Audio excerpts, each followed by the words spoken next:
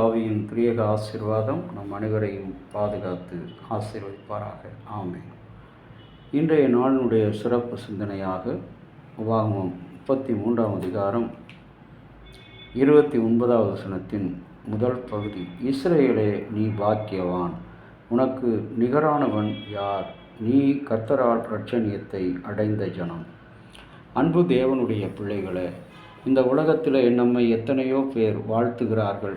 எத்தனையோ நடிகர்களை, உலக புகழ்பெற்ற சாதனையாளர்களை வாழ்த்துகிறோம், புகழ்கிறோம். ஆனால் பாவிகளும் அஞ்ஞானிகளுமாக இருக்கிற நம்மை, நன்மை செய்ய திராணி இல்லாத நம்மை, ஒழுக்கத்தில் குறைவுள்ளவர்களாக நம்மை, பரிசுத்தத்தில் குறைவுள்ளவர்களாக இருக்கின்ற நம்மை பார்த்து ஆண்டவர், இஸ்ரவேலே, நீ பாக்கியவான்.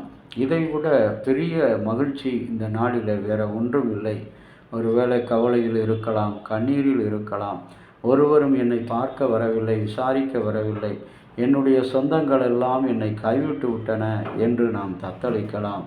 ஆனால் இஸ்ரவேலின் கடவுளோ உன்னை பார்த்து சொல்லுகிறார், என் அன்பு தேவ பிள்ளையே, நீ பாக்கியவான் என்று சொல்கிறார். இரண்டாவதாக, உனக்கு நிகரானவன் யார்? நம்மை பார்த்து நாம் ஒரு சாதாரண மனிதர்கள் அல்ல, you are a grade one, you are a special one என்று சொல்லுகின்ற உயர்ந்த மனிதனாக நம்மை ஆண்டவராகிய கடவுள் இன்றைக்கு நம்மை உயர்த்துகிறார். எவ்வளோ பெரிய ஆறுதல்! இன்றைக்கு உறவுகளாலும் நட்புகளாலும் பணி செய்கிற இடங்களில் நாம் சிறுமைப்பட்ட மக்களாக தள்ளப்பட்டிருக்கிறோம். வேலையில் சிறுமைப்பட்ட மக்களாக நாம் ஒதுக்கப்பட்டு ஓரங்கட்டப்பட்டு இருக்கலாம். நம்மை பார்த்து நீ உயர்ந்தவன் என்று சொல்லுகிறார். இந்த உலகத்தில் உன்னை விட உயர்ந்தவன் ஒருவரும் இல்லை. அன்புக்குரிய இறை மக்களே, மூன்றாவதாக, உனக்கு துணை செய்யும் கேடகம் என்று சொல்லுகிறார்.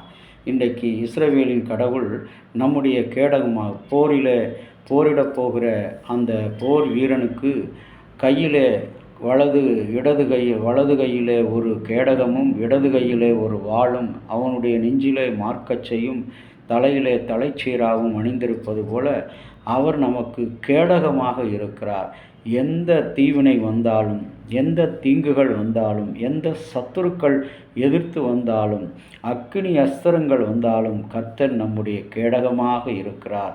கேடகம் என்று சொல்லும் பொழுது நம்முடைய உயிரை, உடலை, உரிமையை பாதுகாக்கிற ஒரு பேராயுதம். அப்படிப்பட்ட ஆண்டவர் இன்றைக்கு நம்மை எதிர்க்கிறவர்கள் யாராக இருந்தாலும் ஆண்டவர் நமக்கு, நீ பாக்கியவான், நீ உயர்ந்தவன், உனக்கு நிகரானவன் எவன்?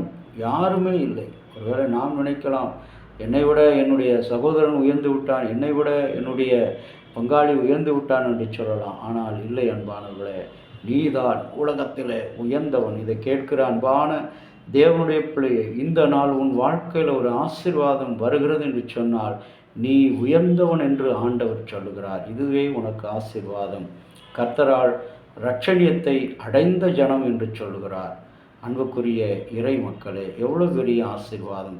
கடவுளுடைய இரட்சணியம், அந்த இரட்சணியம் என்ற தலைச்சீரா அவருடைய கிரீடத்தை நமக்கு சூட்டுகிறார். பரலோகத்திலே சென்று கிரீடத்தை சூட வேண்டியவர்களாக நாம் இந்த பூலோகத்தில் கடவுள் ஒரு ஆசீர்வாதம் கொடுக்கிறார் என்று சொன்னால், இந்த 3 ஆசீர்வாதங்களை இந்த நாளிலே பெற்று அவருடைய பிள்ளைகளாக வாழ எல்லாம் உள்ள கடவுள் உங்களுக்கும் எனக்கும் இந்த நாளிலே துணை செய்து ஆசீர்வதித்து காப்பாராக.